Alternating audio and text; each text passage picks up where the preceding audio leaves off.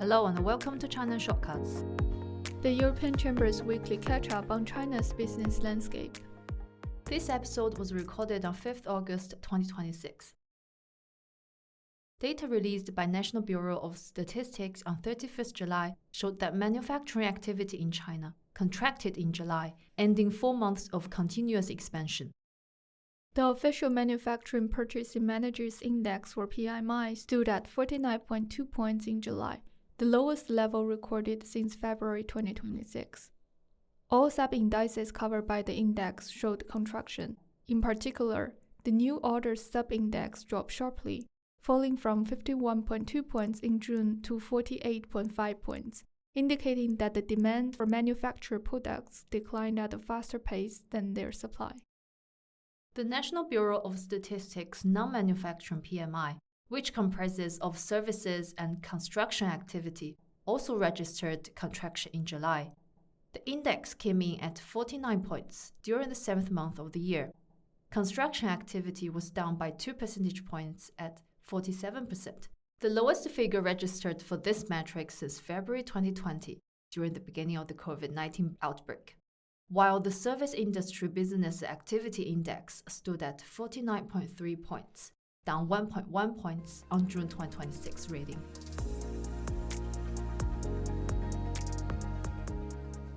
Findings of a private survey released on 3rd August found that operating conditions in China's manufacturing sector continued to improve, albeit at a slower pace in July 2026. The RatingDog China Manufacturing Purchasing Managers Index stood at 50.9 points in July. This marks the 8th consecutive month that the index has stayed above the 50-point threshold, which indicates a continued improvement in the manufacturing segment of China's economy. Total new orders increased for a 14th consecutive month, while new export business activity rose for the first time in 3 months, returning back to expansion territory. At the same time, a reduction of purchasing activity was seen for the first time since November 2025. Conversely, the official PMI data issued last week by the National Bureau of Statistics showed a contraction in manufacturing activity for July, with demand dipping more than production. The discrepancy between the official and the RatingDog PMI, while partly due to methodology, is also likely influenced by the fact that more export-oriented companies are included in the RatingDog PMI sample.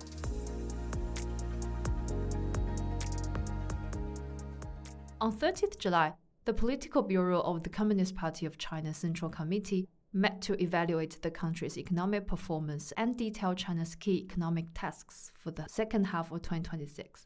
According to an official readout, such tasks include stepping up macro policy support and accelerating fiscal spending, stimulating domestic demand and service-related consumption, creating a healthier market environment, addressing evolution-style competition, fostering mutually beneficial international economic and trade cooperation, and vigorously developing trading services.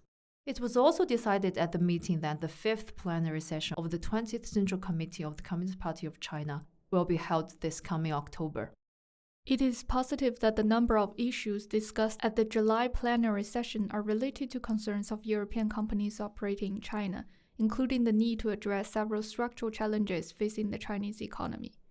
These points do not represent new policy objectives, but rather a reiteration of previous objectives outlined in the key policy documents, including the Premier's 2026 Government Work Report and the 15th Five-Year Plan for National Economic and Social Development. This reiteration suggests that there will be no major deviation in policy priorities for the second half of the year, and that additional action plans to address these issues can be expected.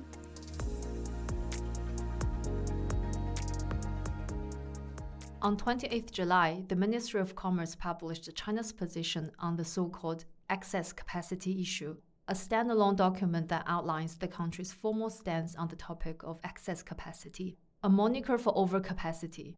The document offers a counter-narrative to concerns relating to the potential distortive impact that surging exports of Chinese goods could have on third countries' industrial competitiveness and resilience, which it argues are being used to stoke up protectionism.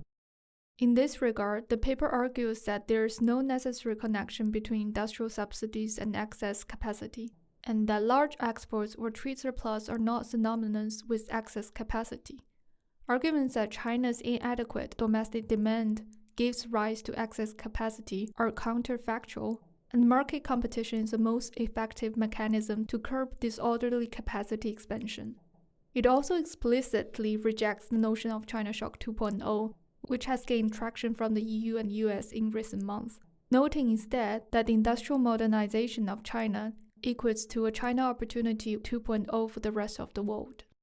The position paper is likely to hold little weight among European officials, as it does not acknowledge the EU's legitimate concerns related to its growing trade imbalance with China, which include the threat it poses to European overall economic security, its industrial resilience, and the rate at which manufacturing jobs are being lost.